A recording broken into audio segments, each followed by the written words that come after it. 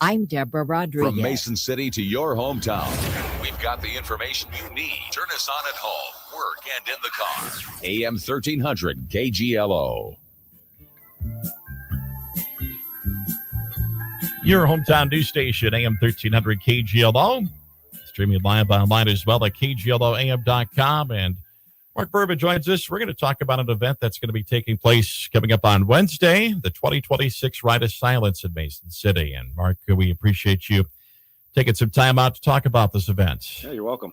Maybe just explain a little bit more about what the Ride of Silence is all about. I know it's an event that has gone on for a number of years here in Mason City. Yeah, they've been doing it in Mason City for, longer than I can remember. Probably at least a dozen, maybe more years.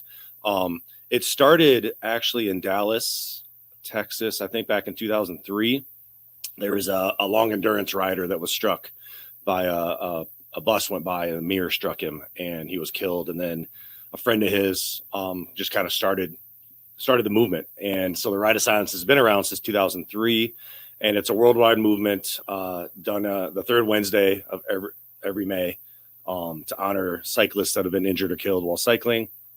And we ride in silence, we ride slow, just to honor the memory of those people. And last year, the ride was in honor of your late wife, and maybe just tell us the story about Jenny, your wife. Yeah, back in July 24th of 2024, Jenny and I were out for a bike ride, and she did triathlons, so we were doing a kind of a training ride for that, and we always did it together. We always trained together. I didn't compete like she did, but and she had a flat tire kind of north of town on Plymouth Road. And I left to go get the car to come back and pick her up. And while I was gone, she was walking on the side of the road, and a distracted driver kind of, hit her from behind, swerved a little bit, hit Jenny, and she died a few hours later. So since then, I've been passionate about, any kind of bike safety and pedestrian safety. And I hooked up with the Iowa Bicycle Coalition out of Des Moines.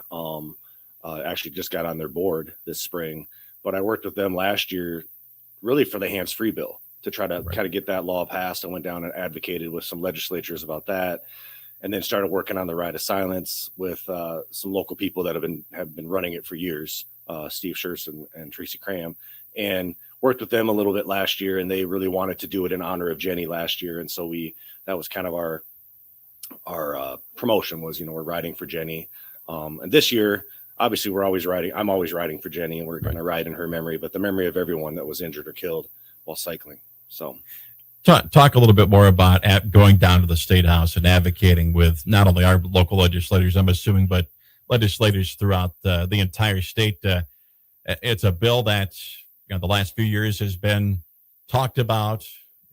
People have tried to get it pushed through, and finally getting it pushed through here in the last year or so. Yeah. Like I said, I hooked up with the Iowa Bicycle Coalition, just kind of reached out to them right after Jenny was killed. And because I wanted to, try to make a difference, I guess. And so they talked about the bill, and the bill, they've been bringing that to the table for maybe 7 or 8 years that they've been trying to get it passed. And so I got on board and went down. I talked with some local people here. Chris Hermanson here. He and I met many times and spoke. And but I went down and spoke with. We kind of had a list of representatives that were kind of against the bill, and so those are the ones I sat down with. And I really just told them Jenny's story, word for word and pretty detailed of what happened that night. And I think we changed a few minds. It definitely. Chris Hermanson even said when they caucused, he told her story too when they were caucused, and he thinks it helped a lot. And other families are doing the same thing, so it wasn't just me. But I think it helped, and I think the really cool part, or the really emotional part, was the House passed it on Jenny's birthday last March, which was pretty special. And then a week later, it was signed into law by the governor. So that was pretty intense, I guess. Well, cool. Talk a little bit more about, talking to some of those legislators that were initially against it, and maybe you changed their mind. Yeah. What some of their reactions were. They were taken back, is a good way to say it. And, I really tried to, sometimes when you're so passionate about something, you're so one-sided. And I really tried to meet them in the middle, or meet them where they were and kind of get their gauge their feelings or their thoughts on the bill before I really dove in and told Jenny's story. Most of them were very taken back, very sympathetic, obviously, very supportive, but also very, I'm trying to think of the word, very shocked, I guess, maybe just to hear that story and to hear, you can see stats and data and hear somebody talking about, well, we need to do this for safety. But when you hear a real story and you hear a very, really heartfelt, heart-wrenching story, like what happened with Jenny, a lot of I had one guy that was very against it. I emailed all of them the next day, just thanking him. And then he emailed back and said he 100% is voting for the bill. He completely changed his outlook. And so that meant a lot. If we can change the way one person drives or the way one person thinks, it's worth it. Well, a lot of people, I think, they think nowadays with politics, you can't change people's minds. Everybody's, set in their ways and whatnot. And that your story right there just proves that, yes, talking with those legislators in a personal one-on-one setting can change minds. Sure. And like I said, that's just something that people in today's political climate just don't think happens anymore. No, everyone's so one-sided, on everything, or like you said, just so traditionally stuck in their ways. And I think a lot of it is meeting in the middle. It's meeting them where they are. Because I might have different opinions or different beliefs than them, but together we can kind of come to a solution. So let's go through the details about Wednesday's event again here. Yeah. So like I said, it's always the third Wednesday in May. So this year it'll be May 20th, 6:40 p.m. We're going to meet at Central Park, and we'll have a short program. I'll have have a blessing from a local clergyman. He's going to say a prayer. I'll probably talk a little bit. I'll talk a little bit about Jenny. I did last year too. A little bit about the history of the ride of silence, and we'll go over kind of the rules. Basically we ride quiet, no talking. Everyone has to have helmets.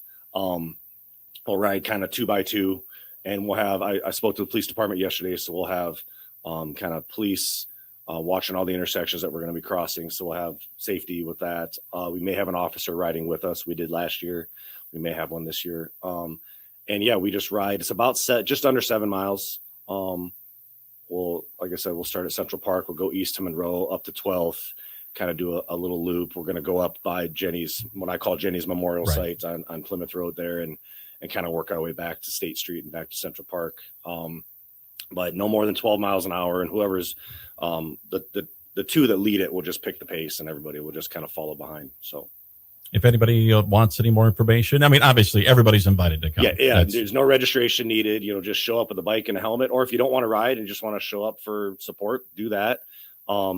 There's no requirements really. Just show up if you want. And then if you have questions, you can always reach out. My email is probably the best way to get a hold of me at NIAC. So just search the NIAC website. You can find my email. I don't want to give my cell phone over the radio. That's fine. But yeah, or just show up, support, or reach out. It's a great event. It's really to raise awareness. Hey, we're bikers, and we have rights to the roads too. We have to follow the same rules that the drivers follow, and that sometimes is an issue where bikers just do what they want. And so it's really to educate the bikers about, hey, following the rules of the road, and educate the drivers that, hey, we're here and we have a right to be on the road and be safe.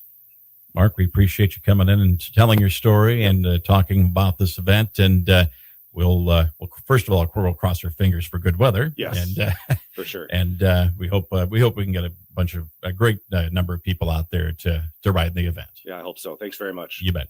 Mark Vrba talking about the 2026 Ride of Silence coming up on Wednesday evening in Mason City here on your hometown news station, AM 1300 KGLO.